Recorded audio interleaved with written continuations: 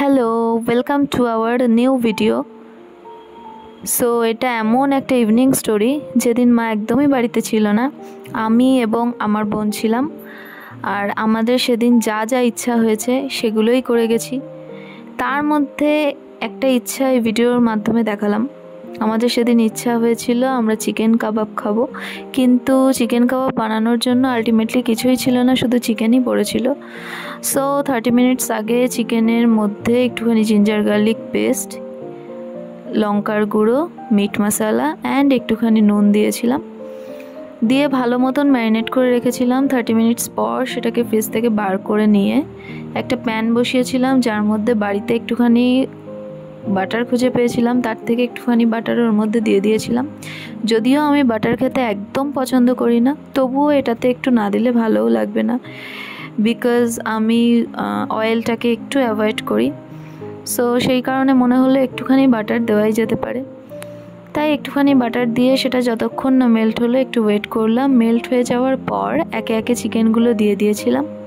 বেশি চিকেন নিইনি, কারণ আমি আলটিমেটলি তখনও জানতাম না যে ওটা খেতে কেমন হবে, আলটিমেটলি খাওয়া যাবে কি না। সো ভয়তে ভয়তে একটু কমই চিকেন নিয়েছি। তারপর সেগুলোকে একে একে প্যানের মধ্যে দিয়ে দিলাম। হঠাৎ মনে পড়লো বোনের দুধ খাওয়ার টাইম হয়ে গেছে, মা বলে গেছিলো। সো দুধটাকে একটুখানি গরম করে নিলাম।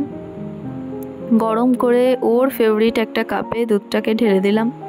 তারপর দুধের টেস্টটা ওর যাতে আরেকটু বেশি ভালো লাগে, যেহেতু দুধ খেতে একদমই পছন্দ করে না, সেই জন্য একটুখানি চকো পাউডার ওর মধ্যে গুলে দিয়েছিলাম, যাতে ওর দুধটা খেতে কোনো প্রবলেম না হয়, না হলে আমার সঙ্গে আবার উল্টোপাল্টা শুরু করে দেবে।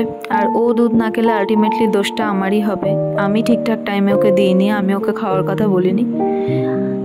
যাই হোক, সো ওকে দিয়ে দিলাম দুধটা। ও তখন পড়ছিল, আর যখন দেখলো ক্যামেরাটা অন আছে, পড়ায় একটু বেশি মনোযোগ দিল, দেখাতে হবে ও পড়ছে। যাই হোক, তারপর আমি আবারও প্যানের কাছে চলে এলাম, দেখলাম চিকেনগুলো কী পজিশানে আছে। চিকেন থেকে একটুখানি জল বেরিয়েছে, আর ওটাতেই চিকেনটা বেশ ভালো মতন বয়েল হয়েছিল, কারণ আমি একদম গ্যাসটাকে সিমে করে দিয়েছিলাম। তারপর আমি দেখলাম চিকেনটা ভালো মতন বয়েল হয়ে গেছে, মানে ভেতর থেকে একদম সফট হয়ে গেছে।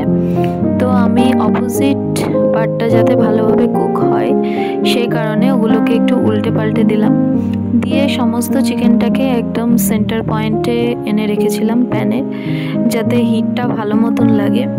আর আমরা প্রত্যেকেই জানি যে কাবাবে একটু স্মোকি ফ্লেভার না আসলে ভালো লাগে না। সো সেই কারণেই বারবার লিডটাকে দিচ্ছিলাম, লিডটাকে সরাচ্ছিলাম।